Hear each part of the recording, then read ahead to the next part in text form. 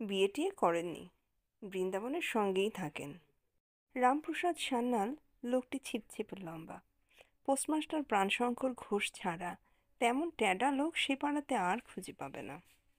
এক অক্ষর ইংরেজি জানেন না, কিন্তু মার্বেল পাথর আর পাটের তেলের ব্যবসা করে তিনি প্রকাণ্ড দোতলা বাড়ি করেছেন।